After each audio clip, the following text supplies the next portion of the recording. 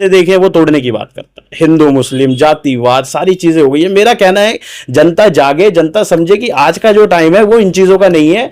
आज का टाइम है हमारी मूलभूत सुविधाएं हैं। आप बात करें, आप ये देखिए, अगर इन चीजों से भला होता है तो क्या आज के टाइम पे आप देखेंगे ओपनल कर्मचारी परेशान है, हमारे प्रदेश के गोरिल्ला परेशान है, बेरोजगारी इतनी बढ़ चुकी है, सारे बेरोजगार बहुत सारे बेरोजगारी हमारे कितनी परसेंटेज बढ़ चुकी है। उसके अलावा आप देखेंगे जो कब्जे हो जा रहे हैं आए दिन, और ये जो भू कानून आया इसमें भी आप देखेंगे कि पूरे प्रदेश में नगर निगम, नगर निकाय, नगर पालिका को छोड़ के आपने जो ये चीजें करी है, तो ये तो सरासर गलत है, क्योंकि आप देखेंगे सारी चीजें तो उन्हीं में आ जाती है। तो आपने बात की है कि आज प्रदेश के अंदर हिंदू मुस्लिम की राजनीति हो रही है, आपके साथ सर्व समाज के लोग जुड़े हुए हैं, और आने वाला जो समय है वो रमजान का है। रमजान के मौके पर जो है तमाम देश प्रदेश वासियों से कोई अपील करना चाहिए? जी, मैं कहना चाहूंगा कि एक जो भाईचारा, क्योंकि जब देश आजाद हुआ था तब एक भाईचारे की मिसाल हमने दी थी, एक प्रदेश की जब लड़ाई लड़ी गई थी तब भी हमने भाईचारे की मिसाल दी थी। तो इसलिए कहना चाहता हूं कि भाईचारा बनाए रखें, हिंदू मुस्लिम सिख ईसाई इस प्रदेश के चार सिपाही, ये मैं कहना चाहता हूं। और आप सभी को रमजान के इस पाक महीने की बहुत बहुत शुभकामनाएं देता हूं, और सभी से प्रार्थना करता हूं, सभी से निवेदन करता हूं कि भाईचारे को बना के रखें, कभी भी आपसी में कोई मतभेद, कोई जातिवाद, कोई धर्मवाद ना रखें, और एक होकर चलें और मजबूत होकर चलें, क्योंकि जब हम एक होंगे तब हम अच्छे से इस तानाशाही सरकारों से या जो भी हमारे खिलाफ गलत चीजें होंगी हम उनसे लड़ पाएंगे। इसमें नशे ने बड़े पैर पसार लिए हैं, युवा नशे की जद में जा चुका है, ये एक बड़ा सवाल है, इस पर कोई बात करने के लिए तैयार नहीं। जी देखिए, अब हमने शुरुआत की है और हम इसके खिलाफ भी एक मुहिम चलाएंगे, नशा रोकें, नशा रोकें, रोजगार दें। सरकार से एक इसमें भी मुहिम चलाएंगे, नशा रोकें और रोजगार दें, क्योंकि नशा इस प्रकार से हमारे प्रदेश में बढ़ता जा रहा है। आए दिन बहुत सी चीजें देखने को मिलती हैं, बहुत सी लड़ाई झगड़े उसी के कारण होते हैं, एक्सीडेंट्स उसी के कारण होते हैं। तो उन चीजों पे रोकने की जरूरत है, और हमारा निवेदन है उत्तराखंड सरकार से, उत्तराखंड पुलिस से, कि इस चीज पे तत्पर होकर अपनी चीजों को देखें, क्योंकि कहीं ना कहीं संलिप्तता शासन प्रशासन की भी होती है जो ये चीजें बढ़ रही हैं। ट्रू मीडिया हाउस न्यूज 24 में आपका स्वागत है। अगर इस वक्त की बात करें, उत्तराखंड की राजधानी देहरादून में मौजूद हैं। मेरे साथ जो शख्सियत हैं उनको कहा जाता है ललित श्रीवास्तव। मैं आपको बता दूं, जन अधिकार पार्टी जनशक्ति से प्रदेश अध्यक्ष ललित श्रीवास्तव जी को बनाया गया है। चलिए सीधा उनसे बात करते हैं। पहले तो आपको हार्दिक शुभकामनाएं कि आपको प्रदेश अध्यक्ष बनाया गया। बहुत बहुत धन्यवाद, और मैं पूरी ट्रू मीडिया हाउस टीम का धन्यवाद करता हूं कि आपने अपना कीमती समय दिया हमें और आज आप हमारे पास आए हैं।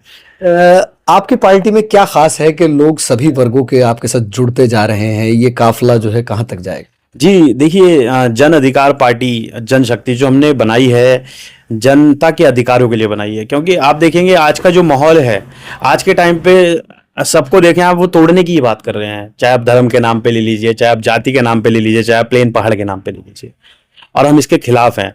हम बात करते हैं सर्व समाज की, हम बात करते हैं सर्व समाज के अधिकारों की।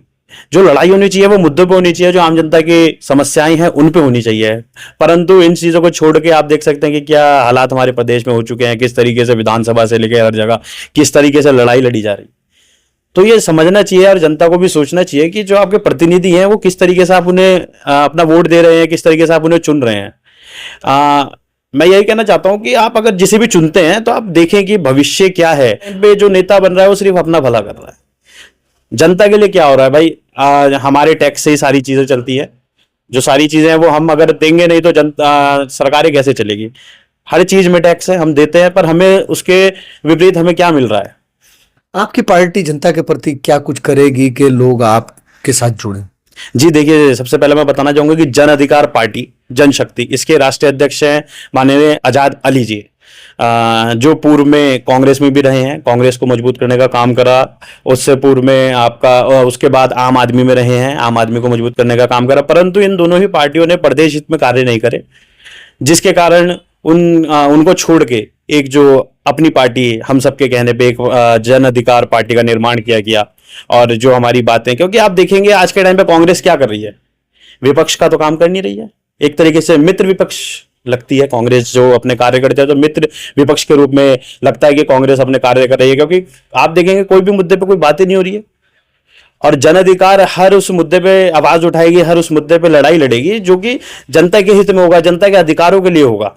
चाहे जितनी आम समस्याएं हैं, आप देख लीजिए भ्रष्टाचार कितना अपार हो रखा है, आप देख लीजिए रोजगार कितना, बेरोजगारी कितनी बढ़ चुकी है, आप देख लीजिए जमीनों पे कब्जे, ग्राम समाज की जमीनों पे कब्जे हैं, और हमारी जो मूलभूत सुविधाएं हैं उन पे देख लीजिए आप। क्या हमारे को मिल रहा है? कुछ भी नहीं मिल रहा है। और एक और बात, भाजपा जो हमारी अभी इस समय हमारे प्रदेश में सरकार है भाजपा की, आपकी दिल्ली में सरकार बनी, आपने दिल्ली में बिजली पानी फ्री करा। हमारा प्रदेश भी तो ऊर्जा प्रदेश है, क्या हमारे प्रदेशवासियों को फ्री बिजली नहीं मिलनी चाहिए? इस तरह की तो बात कोई पार्टी करने के लिए तैयार ही नहीं है। कि विपक्ष जो था वो कांग्रेस था। कांग्रेस क्या कर रहा है? मित्र विपक्ष की भूमिका निभा रहा है। अब विपक्ष की भूमिका जन अधिकार पार्टी निभाएगी। आप देखेंगे हर मोर्चे पे, हर जगह पे हम आपको खड़े मिलेंगे, हम अपनी आवाज को उठाएंगे और सरकार की ईंट से ईंट बजाएंगे। जन अधिकार पार्टी जो है चुनाव भी लड़ेगी। जी बिल्कुल लड़ेगी। जन अधिकार पार्टी का निर्माण ही इसलिए हुआ है कि देखिए क्या है, आप सारे कार्य कर सकते हैं, परंतु जब तक आप सत्ता में शामिल होंगे तब तक बहुत सी चीजें ऐसी हो जाती है जो आप नहीं कर सकते, क्योंकि हमें बदलाव लाना है। बदलाव हम तभी ला पाएंगे जब हम सत्ता में शामिल होंगे, तभी हम अपने सभी जनता की मदद कर पाएंगे, सभी लोगों की मदद कर पाएंगे और उनकी समस्या का समाधान कर पाएंगे। क्योंकि हर चीज हम विधानसभा में तभी लड़ पाएंगे ना, हमारी एंट्री विधानसभा में जब तक नहीं होगी तो हम कैसी चीजों को कर पाएंगे? एक स्तर पे हम सारी लड़ाई लड़ रहे हैं। हम आप देख लीजिए, हाँ मैं भी पूर्व में अपने एक उत्तराखंड क्रांति सेना संगठन के द्वारा भ्रष्टाचार के खिलाफ खूब आवाज उठा चुका हूँ। ग्राम समाज की जमीनों पे जो कब्जे हैं उन पर खूब आवाज उठा चुका हूँ। और उससे पूर्व में आजाद अली जी ने भी, आप देखेंगे वो जो कूड़ादान का मामला था, उसके अलावा बहुत से मामले उन्होंने भी आवाज उठाई है। तो हम आंदोलनजीवी हैं, हम आंदोलनजीवी हैं, हम आंदोलन करना जानते हैं, हम हमारे लोगों के लिए लड़ना जानते हैं और हम लड़ेंगे जब तक उनके अधिकारों के लिए सरकार चेतेगी नहीं है। जब तक सरकार हमारे आम जनमानस की समस्याओं का समाधान नहीं करेगी तब तक हमारी लड़ाई जारी रहेगी, जब तक हम छोड़ेंगे नहीं, मतलब जब तक हम तोड़ेंगे नहीं, जब तक हम छोड़ेंगे नहीं। अध्यक्ष जी, जनता से कोई अपील करना चाहें? जी, जनता से यही अपील है कि आज का समय बहुत मतलब इतना ज्यादा भड़काऊ हो चुका है, जिसे देखें वो तोड़ने की बात करता है। हिंदू मुस्लिम जातिवाद सारी चीजें हो गई है। मेरा कहना है जनता जागे, जनता समझे कि आज का जो टाइम है वो इन चीजों का नहीं है। आज का टाइम है हमारी मूलभूत सुविधाएं हैं। आप बात करें, आप ये देखिए, अगर इन चीजों से भला होता तो क्या आज के टाइम पे आप देखेंगे उपनल कर्मचारी परेशान है, हमारे प्रदेश के गोरिल्ला परेशान है, बेरोजगारी इतनी बढ़ चुकी है, सारे बेरोजगार बहुत सारे बेरोजगारी हमारे कितनी परसेंटेज बढ़ चुकी है। उसके अलावा आप देखेंगे जो कब्जे हो जा रहे हैं आए दिन, और ये जो भू कानून आया इसमें भी आप देखेंगे कि पूरे प्रदेश में नगर निगम, नगर निकाय, नगर पालिका को छोड़ के आपने जो ये चीजें करी है, तो ये तो सरासर गलत है। क्योंकि आप देखेंगे सारी चीजें तो उन्हीं में आ जाती है, तो वो तो बिकना ऑब्वियसली सी बात है। चीजें बिकेंगी तो भू कानून से कितना फर्क पड़ेगा? अध्यक्ष जी, प्रदेश में नशे ने बड़े पैर पसार लिए हैं, युवा नशे की जद में जा चुका है, ये एक बड़ा सवाल है, इस पर कोई बात करने के लिए तैयार नहीं। जी देखिए, अब हमने शुरुआत की है और हम इसके खिलाफ भी एक मुहिम चलाएंगे।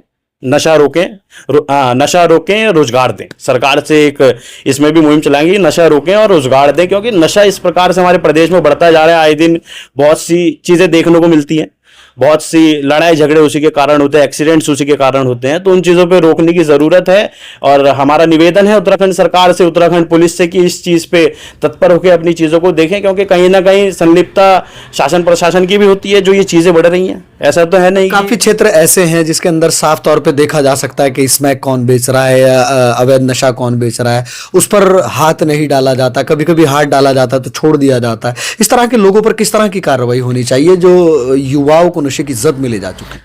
जी देखिए, इन्हें भी किसी न किसी बड़े आदमी का संरक्षण प्राप्त है, तभी इनकी दुकान चल रही है। परंतु जन अधिकार पार्टी ऐसे लोगों को चिन्हित करेगी और इनका विरोध करेगी और इन्हें जब तक सलाखों के पीछे नहीं पहुंचाएगी तब तक रुकेगी नहीं। चलिए, बात करने के लिए शुक्रिया, समय देने के लिए। तो ये थे हमारे साथ ललित श्रीवास्तव जी, जिनको प्रदेश की एक भागदौड़ दी गई है और उन्होंने अपने विचारों से हमें अवगत कराया है। तस्वीरें आपके सामने हैं, चुनना आपको है। हम ये नहीं कहेंगे कि आप इस पार्टी को चुनिए, आप उस पार्टी को चुनिए, लेकिन आप उस पार्टी को चुनिए जो आपके हित की बात करे, जो जनहित की बात करे, जनहित के मुद्दों की बात करे। क्योंकि इस वक्त सिर्फ मुद्दों से भटकाया जा रहा है, मुद्दे की बात कोई करने के लिए तैयार नहीं है। चलिए, आप बने रहिएगा और वीडियो को ज्यादा से ज्यादा शेयर कीजिएगा ताकि तस्वीरें आमजन लोगों तक भी जाएं।